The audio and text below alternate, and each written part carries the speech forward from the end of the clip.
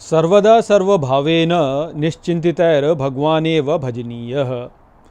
नमस्कार मित्रों, ये जो सूत्र है ये नारद भक्ति सूत्रों का 89वां सूत्र है, जिसे हम आज गहराई से समझेंगे। तो ये सबसे पहले इस सूत्र के अर्थ को समझते हैं। तो जो सूत्र कहता है सर्वदा सर्वभावेन, अर्थात सर्वदा सभी भावों द्वारा, निश्चिंतितैर अर्थात निश्चिंत हो करके, भगवान एव भजनीयः अर्थात भगवान को ही भजना चाहिए। तो यहाँ पर नारद मुनि कहते हैं कि शुद्ध भक्त को सर्वदा सभी भावों के द्वारा निश्चिंत हो करके भगवान को ही भजना चाहिए। तो यहाँ पर मूलतः नारद मुनि जो है वह यह ही बता रहे हैं कि हमारे जीवन का लक्ष्य क्या है।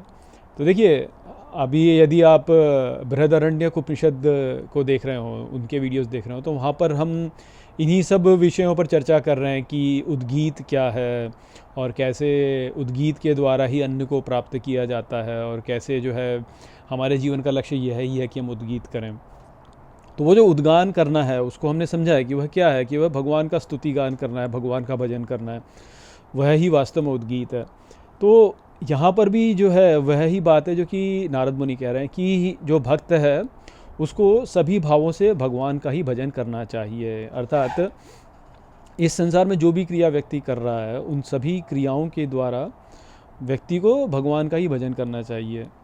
और आप इस बात को भी समझिए कि यहाँ पर इस सृष्टि में मनुष्य को छोड़ करके जो भी बाकी जीव हैं वह वास्तव में अपनी क्रियाओं के द्वारा भगवान का ही भजन कर रहे हैं। क्यों? क्योंकि उनमें जो है वह शक्ति नहीं है कि वह अपनी इच्छा शक्ति को लगा सकें, उनमें फ्री विल नहीं है। तो उनमें जो उनका विल है, जो उनकी इच्छा शक्ति है, वह भगवान की ही इच्छा शक्ति है। भगवान की इच्छा शक्ति के द्वारा जो है कि वह क्रिया कर रहे हैं। इस प्रकार से यहाँ पर जितने भी पेड़ हैं, नदियाँ, जीव जंतु, पत्थर, पहाड़, ये सब वास्तव में जो हैं अपने अपने द्वारा भगवान का ही भजन कर रहे हैं। तो जो भक्त होता है वह भी वास्तव में अपनी इच्छा शक्ति को त्याग चुका होता है और उसको ईश्वर के अर्पित कर चुका होता है, वह भगवान का ही हो चुका होता है। तो इस प्रकार से उसकी भी सभी जो क्रियाएं होती हैं वह भगवान के भजन में ही लग जाती हैं। तो वो यहाँ पर हमको समझना है। अब देखिए, ये बात कहनी बड़ी ही सरल होती है, किंतु इसका वास्तव में अर्थ क्या होता है वह हमको समझना बहुत महत्वपूर्ण है कि भगवान का भजन से अर्थ क्या है। तो देखिए, एक तो लोग तो ये सोचते हैं कि भगवान का भजन अर्थात बस आप मंदिर में बैठे रहो और गाते रहो भजन, गाते रहो। निश्चित ही वह भगवान का भजन है, किंतु उस प्रकार की जो अवस्था है वह बहुत ही कम लोगों को प्राप्त हो पाती है।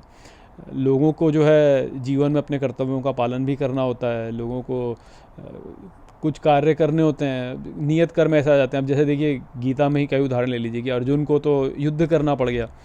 वो तो उनके पास तो ये सुविधा नहीं थी कि वह जो है मंदिर में जाके भजन ही करते रहें पूरे समय, उनको तो वो सुविधा मिली नहीं। तो जीवन में हर व्यक्ति की अलग अलग परिस्थिति होती है। किसी व्यक्ति को जो है जीवन में ऐसी अवस्था मिल पाती है, इस प्रकार का अवसर मिल पाता है कि वह अपने जीवन के जो उसके कार्य हैं उन सबको शीघ्र एक छोटी आयु में ही पूरा कर ले और बस फिर जो है भजन में लग जाए। परंतु बहुत से ऐसे लोग होते हैं जिनको कि ये सुविधा प्राप्त नहीं होती, उनको जो है अपने कर्तव्यों का पालन करना होता है। कुछ भी ऐसी अवस्था हो सकती है उनकी जीवन में कि उनको कर्तव्यों का पालन करना पड़ेगा। उन्होंने जीवन में कुछ ऐसे अपने आरंभ में जीवन में ऐसे कुछ कर्म कर लिए कि वह इस सुविधा को प्राप्त कर ही नहीं सकता। वो संसार में फंस गए हैं, संसारी ही हो गए हैं, संसार में जो है गृहस्थ में फंस गए मान लीजिए।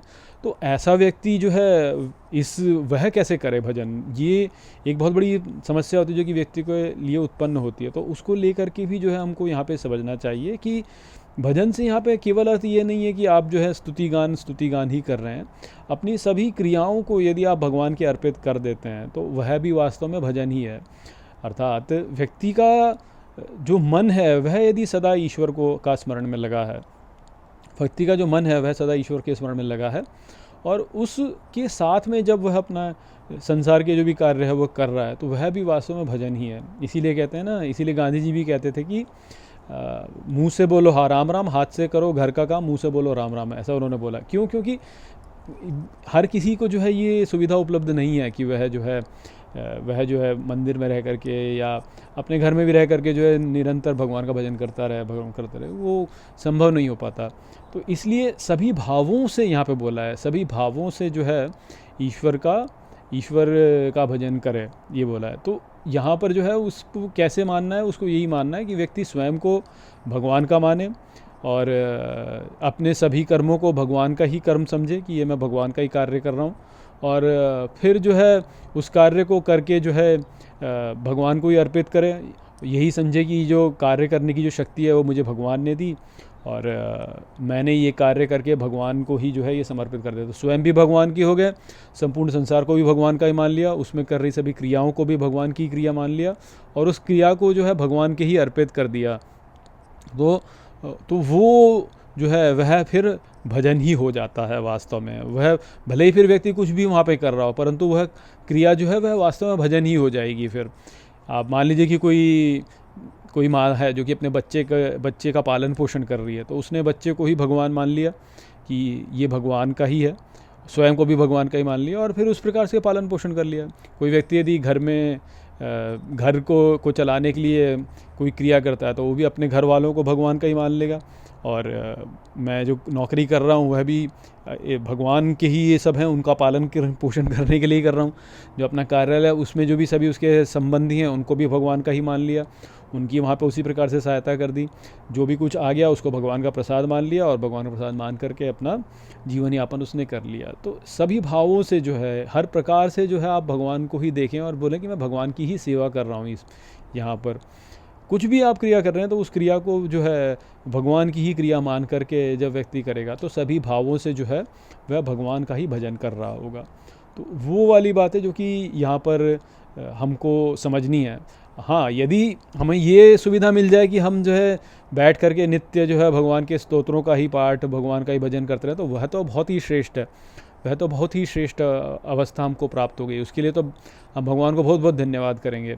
परंतु आप ये बात भी समझिए कि यदि आपको वो करने में अच्छा लगता है तो आपका तब तो नहीं हो रहा है ना, तब भी आपका एक प्रकार से देखा जाए, बहुत ही सूक्ष्म तौर पर देखा जाए तो वो भी भोग ही हो रहा है वास्तव में, वह भी भोग हो सकता है इस प्रकार से। परंतु यदि आपको कोई क्रिया करने में आपका मन नहीं लगता, फिर भी आप उसको कर रहे हैं और उसको कहते हैं कि मैं भगवान के लिए उसको कर रहा हूँ, तो वो आपका तो भोग भी नहीं हो रहा उस अवस्था में, वह तो फिर आपकी तपस्या ही हो गई एक प्रकार से। तो उसको वैसे तपस्या मान करके ये सोच कर कि वहाँ भगवान ने मेरे को ये तपस्या दी है, अब ये करना है मेरे को, तो ये करना है, तो उस प्रकार का भाव लेकर के भी व्यक्ति भजन कर सकता है। तो सब कुछ यहाँ पे आपके भाव पर ही निर्भर करता है। क्रिया पे का उतना महत्व नहीं है, भाव का महत्व कहीं अधिक है कि जो भी क्रिया आप कर रहे हैं उसको भगवान की ही क्रिया मान करके यदि आप करें तो वो फिर भगवान का ही भजन उस प्रकार से हो जाता है। तो वो संदेश था यहाँ पर इस सूत्र में। आशा करता हूँ कि मैंने इस सूत्र को आपको अच्छे से समझा दिया होगा। चलिए इसी के साथ इस वीडियो को यहीं पे समाप्त करते हैं। नमस्ते।